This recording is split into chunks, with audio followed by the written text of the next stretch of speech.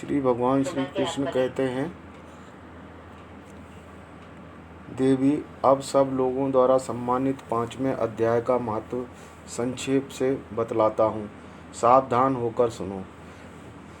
मद्र देश में पुरुकुत्सपुर नामक एक नगर है। उसमें पिंडल नामक एक ब्राह्मण रहता था।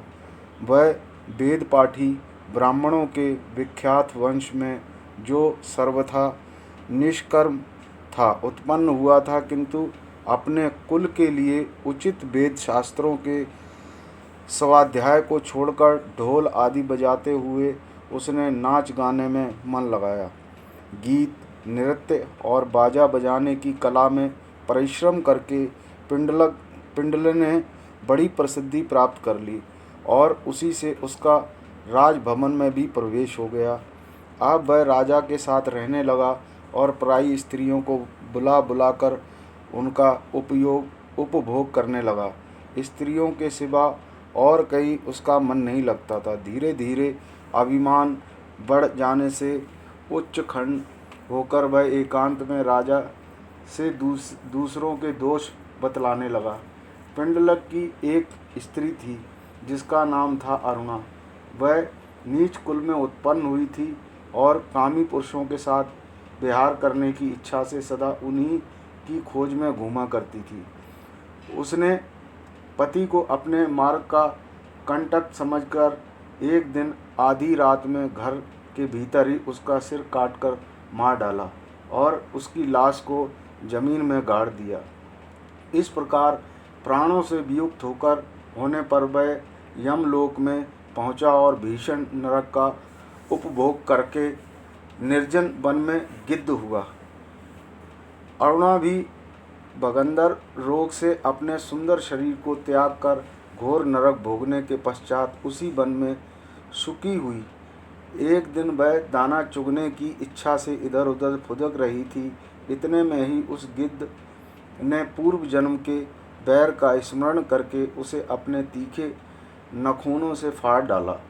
सुखी घायल होकर पानी से भरी हुई मनुष्य की खोपड़ी में गिरी।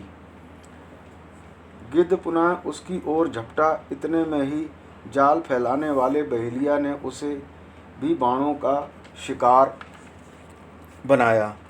उसकी पूर्व जन्म की पत्नी शुकी उस खोपड़ी के जल में डूबकर प्राण त्याग चुकी थी। फिर वह क्रूर पक्षी भी उसी में गिरकर डूब गया। तब यमराज के दूत उन दोनों को यमराज के लोक में ले गए। वहाँ अपने पूर्वकृत पाप कर्म को याद करके दोनों ही भयभीत हो रहे थे। तदंतर यमराज ने जब उनके घृणित कर्मों पर दृष्टिपात किया, तब उन्हें मालूम हुआ कि मृत्यु के समय अकस्मात खोपड़ी के जल में स्नान करने से इन दोनों का पाप नष्ट हो चुका है। तब उन्होंने उन दोनों को मनोवांछित लोक में जाने की आज्ञा दी। यह सुनकर अपने पाप को याद करते हुए वे दोनों बड़े विस्मय में पड़ गए और पास जाकर धर्मराज के चरणों में प्रणाम करके पूछने लगे, भगवान, हम दोनों ने पूर्व जन्म में अत्यंत घृणित पाप का संचय किया है। फिर हमें मनोवांछित लोकों में भेजने का क्या कारण है, बताइए। यमराज जी ने कहा, गंगा के किनारे बट नामक एक उत्तम ब्रह्मज्ञानी रहते थे। वे एकांत से भी ममता रहित, शांत, विरक्त और किसी से भी द्वेष न रखने वाले थे। प्रतिदिन गीता के 5वें अध्याय का जप करना उनका सदा का नियम था। 5वें अध्याय को श्रवण कर लेने पर महापापी पुरुष भी सनातन ब्रह्मा का ज्ञान प्राप्त कर लेता है। इसी पुण्य के प्रभाव से शुद्धचित होकर उन्होंने अपने शरीर का परित्याग किया था। गीता के पाठ से जिनका शरीर निर्मल हो गया था, जो आत्मज्ञान प्राप्त कर चुके थे, उन्हीं महात्मा की खोपड़ी का जल पाकर तुम दोनों पवित्र हो गए हो। अतः अब तुम दोनों मनोवांछित लोगों को जाओ, क्योंकि गीता के 5वें अध्याय के महत्व से तुम दोनों शुद्ध हो गए हो। श्री भगवान श्री कृष्ण सबके प्रति समान भाव रखने वाले धर्मराज के द्वारा इस प्रकार समझाए जाने पर वे दोनों बहुत प्रसन्न हुए और विमान पर बैठकर बैकुंठ धाम को चले गए।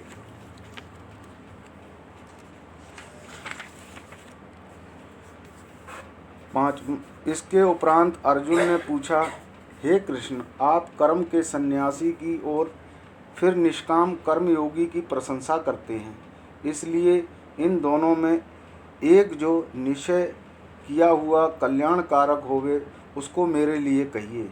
इस प्रकार अर्जुन के पूछने पर श्री कृष्ण महाराज बोले, हे अर्जुन, कर्मों का संन्यास अर्थात मन, इंद्रियों और शरीर द्वारा होने वाले संपूर्ण कर्म में कर्तापन का त्याग और निष्काम कर्म योग अर्थात समत्व बुद्धि से भगवत कर्मों का करना, ये दोनों ही परम कल्याण के करने वाले हैं। परंतु इन दोनों में भी कर्मों के संन्यास से निष्काम कर्म योग साधन में सुगम होने से श्रेष्ठ है। इसलिए हे अर्जुन, जो पुरुष न किसी से द्वेष करता है और न किसी की आकांक्षा करता है, वह निष्काम कर्मयोगी सदा सन्यासी ही समझने योग्य है, क्योंकि राग द्वेष आदि द्वंद्वों से रहित हुआ पुरुष सुखपूर्वक संसार रूप बंधन से मुक्त हो जाता है।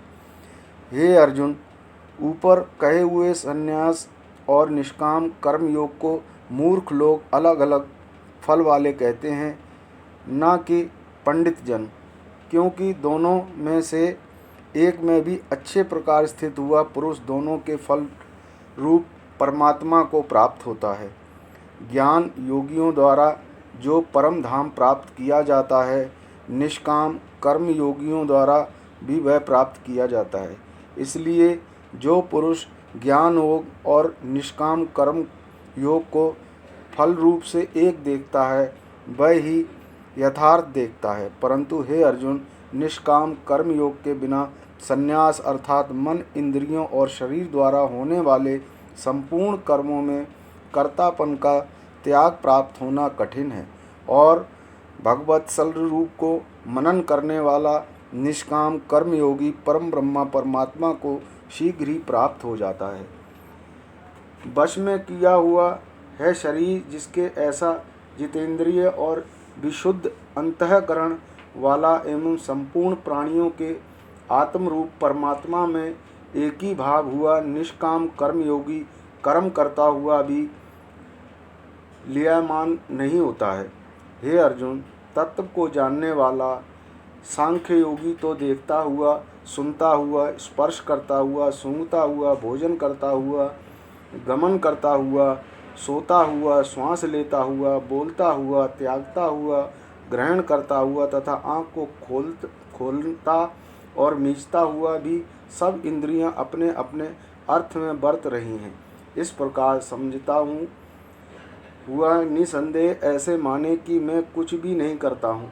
परंतु हे अर्जुन, देहाभिमानियों द्वारा यह साधन होना कठिन है और निष्काम कर्म योग सुगम है, क्योंकि जो पुरुष सब कर्मों को परमात्मा में अर्पण करके और अस्त्यव्यक्त को त्याग कर कर्म करता है, वह पुरुष जल से कमल के पत्ते के सदृश पाप से लियापयमान नहीं होता है। इसलिए निष्काम कर्मयोगी मम तत्व बुद्धि रहित केवल इंद्रिय, मन, बुद्धि और शरीर भी आसक्तियों त्याग कर अंतःकरण की शुद्धि के लिए कर्म करते हैं।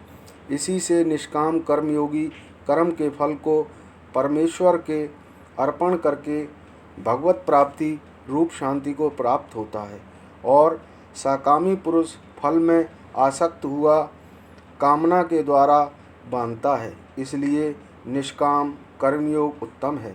हे अर्जुन, वश में है अंतःकरण जिसके ऐसा सांख्य योग का आचरण करने वाला पुरुष तो निसंदेह न करता हुआ और न करवाता हुआ 9 द्वारों वाला शरीर रूप घर में एक सब कर्मों को मन से त्याग कर अर्थात इंद्रियलोक के अर्थ में बरतती हैं, ऐसे मानता हुआ आनंद पूर्वक सच्चिदानंदन परमात्मा के स्वरूप में स्थित रहता है। परमेश्वर भी एक भूत प्राणियों के न कर्तापन को और न कर्म को तथा न कर्म के फल के संयोग को वास्तव में रचता है, किंतु परमात्मा के सकाश से प्रकृति ही बरतती है, अर्थात गुण में बरत रहे हैं। सर्वव्यापी परमात्मा न किसी के पाप कर्म को और न किसी के शुभ कर्म को भी ग्रहण करता है, किंतु माया के द्वारा ज्ञान ढका हुआ है। इससे सब जीव मोहित हो रहे हैं, परंतु जिनका वह अंतःकरण का अज्ञान आत्मज्ञान द्वारा नाश हो गया है, उसका वह ज्ञान सूर्य के सदृश्य उस सच्चिदानंद परमात्मा को प्रकाशता है। हे अर्जुन, त्रैरूप है बुद्धि जिनकी तथा त्रैरूप है मन जिनका, और उस सच्चिदानंद परमात्मा ही है निरंतर एक ही भाव से स्थित जिनकी ऐसे तत्व परायण पुरुष ज्ञान के द्वारा पाप रहित हुए अनुरावृत्ति को अर्थात परम गति को प्राप्त होते हैं। ऐसे वे ज्ञानी जन विद्या और विनय युक्त ब्राह्मण में तथा गौ, हाथी, कुत्ते और चंडाल में भी समभाव से देखने वाले ही होते हैं। इसलिए जिनका मन समत्व भाव में स्थित है, उनके द्वारा इस जीवित अवस्था में भी संपूर्ण संसार जीत लिया गया है, क्योंकि सच्चिदानंद परमात्मा निर्दोष और सम है। इसमें वे सच्चिदानंद परमात्मा में ही स्थित है। जो पुरुष प्रिय को अर्थात जिसको लोग प्रिय समझते हैं उसको प्राप्त होकर हर्षित नहीं हो, और अप्रिय को अर्थात जिसको लोग अप्रिय समझते हैं उसको प्राप्त होकर उद्वेगवान न हो, ऐसा स्थिर बुद्ध संशय रहित ब्रह्मवेता पुरुष सच्चिदानंद परब्रह्म परमात्मा में एक ही भाव से नित्य स्थित है। बाहर के विषयों में अर्थात सांसारिक भोगों में आसक्त रहित अंतःकरण वाला पुरुष अंतःकरण में जो भगवत ध्यान जनित आनंद है उसको प्राप्त होता है, और वह पुरुष सच्चिदानंद परब्रह्म परमात्मा योग में एक ही भाव से स्थित हुआ अक्षय आनंद को अनुभव करता है। जो यह इंद्रिय तथा विषय के संभोग से उत्पन्न होने वाले सब भोग हैं, वे यद्यपि विषयी पुरुषों को सुख रूप भासते हैं, तो भी निसंदेह दुख के ही हेतु हैं और आदि अंत वाले अर्थात अनित्य हैं। इसलिए हे अर्जुन, बुद्धिमान विवेक पुरुष इसमें नहीं रमता। जो मनुष्य शरीर के नाश होने से पहले ही काम क्रोध से उत्पन्न हुए वेग को सहन करने में समर्थ है, अर्थात काम क्रोध को जिसने सदा के लिए जीत लिया है, वह मनुष्य इस लोक में योगी है और वही सुखी है। जो पुरुष निश्चय करके अंतरात्मा ही सुख वाला है और आत्मा ही आराम वाला है तथा जो आत्मा ही ज्ञान वाला है, ऐसा वह सच्चिदानंद परब्रह्म परमात्मा के साथ एक ही भाव हुआ सांख्य योगी शांत ब्रह्मा को प्राप्त होता है। नाश हो गए हैं सब पाप जिनके तथा ज्ञान करके निवृत्त हो गया है संशय जिनका और संपूर्ण भूत प्राणियों के हित में है, रति जिनकी एकाग्र हुआ है भगवान के ध्यान में, चित्त जिनका, ऐसे ब्रह्मवेता पुरुष शांत परब्रह्मा को प्राप्त होते हैं। काम क्रोध से रहित जीते हुए चित्त वाले परब्रह्मा परमात्मा का साक्षात्कार किए हुए ज्ञानी पुरुषों के लिए सब ओर से शांत परब्रह्मा परमात्मा की प्राप्ति है। हे अर्जुन, बाहर के विषय भोगों को न चिंतन करता हुआ बाहर ही त्याग और नेत्रों की दृष्टि को भ्रुकुटी के बीच में स्थित करके तथा नासिका में विचरण करने वाले प्राण और अपान वायु को सम करके जीती हुई हैं इंद्रियां, मन और बुद्धि जिनकी, ऐसा जो मोक्ष परायण मुनि इच्छा भय और क्रोध से रहित है, वह सदा मुक्ति ही है। और हे अर्जुन मेरा भक्त, मेरे को यज्ञ और तपों का भोगने वाला और संपूर्ण लोकों के ईश्वरों का ही ईश्वर तथा संपूर्ण भूत प्राणियों का सुहृदु अर्थात स्वार्थ रहित प्रेमी ऐसा तत्व है, जानकर शांति को प्राप्त होता है।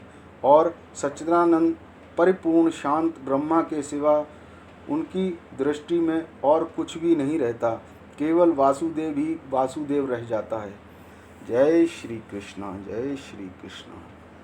अगर आप लोगों को मेरा ये वीडियो पसंद आया हो तो चैनल को सब्सक्राइब करें, वीडियो को लाइक करें और कमेंट करके ज़रूर बताएं कि आपको मेरा वीडियो कैसा लगा। वीडियो देखने के लिए बहुत बहुत धन्यवाद।